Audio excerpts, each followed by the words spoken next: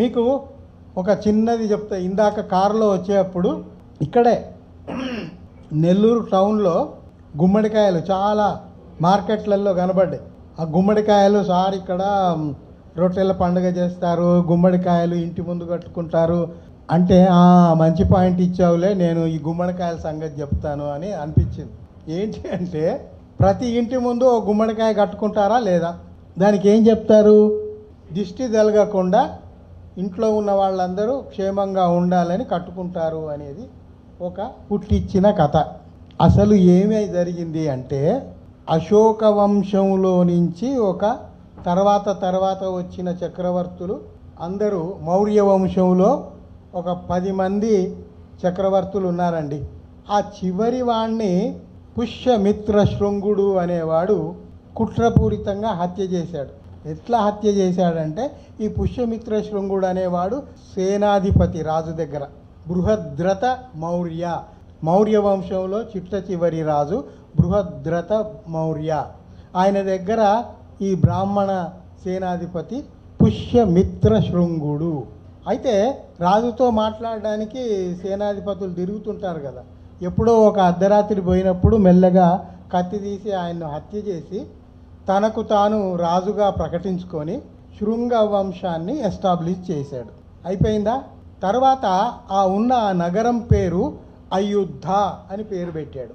అయోధ్య అంటే అసలు ఈ ప్రాంతంలో ఈ రాజ్యంలో యోధుడు అనేవాడు లేకుండా అయోధ్య, దీన్ని నేను యోధుడు లేకుండా చేశాను అని ఒక అర్థం. ఇంకొక అర్థం ఏమిటంటే యుద్ధం లేకుండానే నేను దీన్ని స్వాధీనం చేసుకో. ఆ అయోధ్యనే కాలక్రమంలో అయోధ్యగా మారింది. సరే, ఈ గుమ్మడికాయ ఎట్లా వచ్చింది అంటే ఆయన వైదిక మతస్థుడు. ఆ వైదిక మతాన్ని ఎస్టాబ్లిష్ చేయడానికి ఇటు చూసినా 4 దిక్కుల బౌద్ధ భిక్కులు తిరుగుతున్నారు.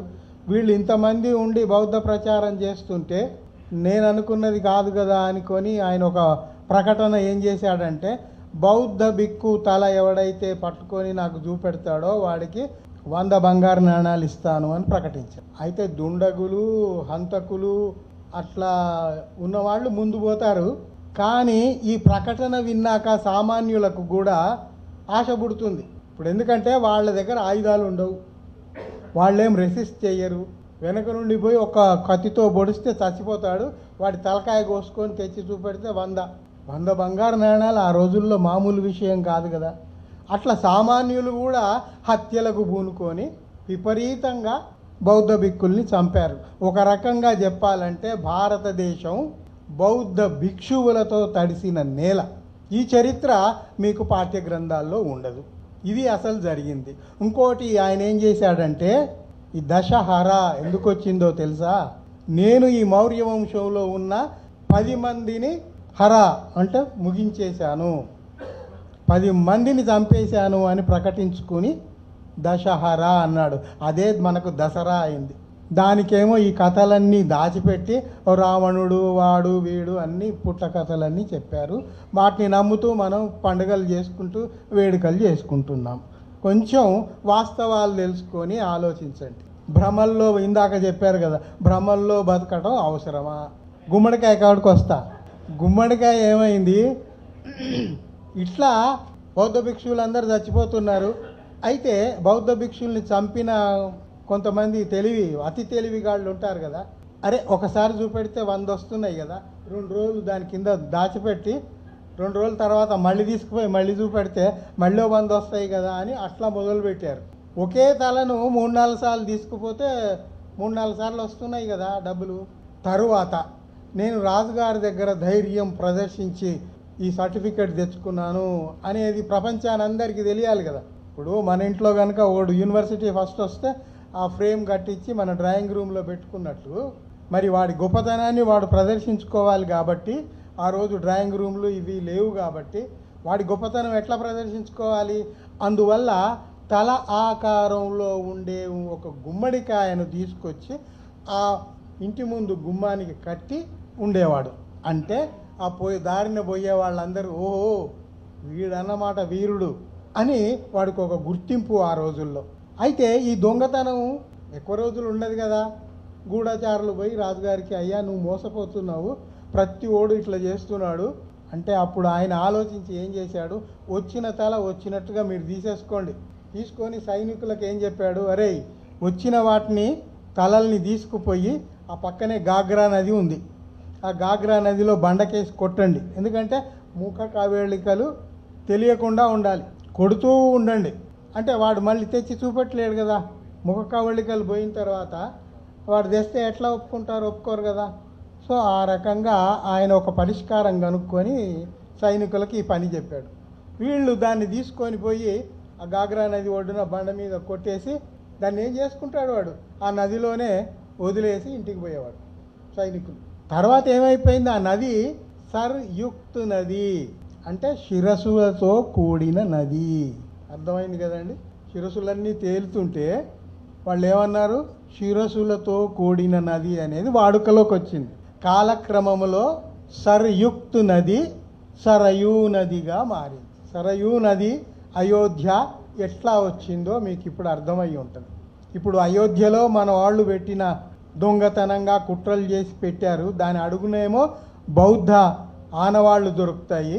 ఇక్కడ రాముడు పుట్టిన నేల అనేమో అబద్ధాలు చెప్పి జస్టిస్లను కూడా మాయ చేసి వాడికి రాజ్యసభ సీట్ ఇచ్చి.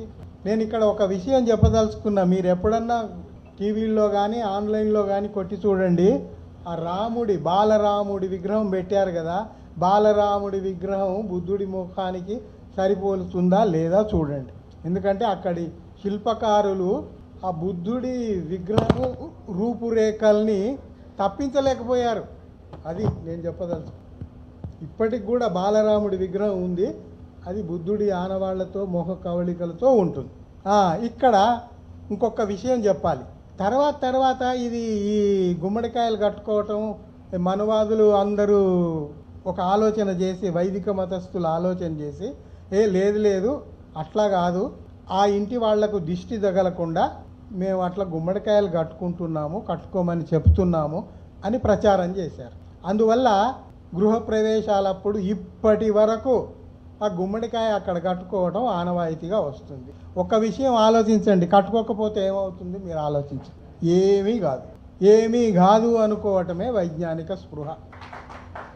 ఈ కథలో మీకు ఇంకొక ముఖ్యమైన అంశం చెప్తా. ఆ తలల్ని బండకేసి కొట్టారు కదా, దాని రిప్రజెంటేటివ్గానే తర్వాత కొంతకాలానికి ఆ ప్రాక్టీస్ పోయింది. తలలు తెగ్గొట్టడము, బండకేసి కొట్టడము పోయింది. కానీ ఈ బండకేసి కొట్టడం అనేది దాన్ని ఎట్లా చేయాలి అంటే ఏం లేదు, తలకాయ ఆకారంలో ఉండే టెంకాయని తీసుకొచ్చి ఆ బండ మీద కొట్టండి సరిపోతుంది.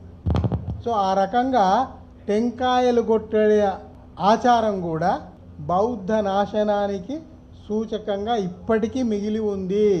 నేను చెప్పేది ఏమిటంటే, దేశంలో ఏ ఒక్క దేవాలయం కూడా, ప్రాచీన దేవాలయం కూడా వైష్ణవ దేవాలయంగా కానీ శైవ దేవాలయంగా కానీ నిర్మించబడలేదు.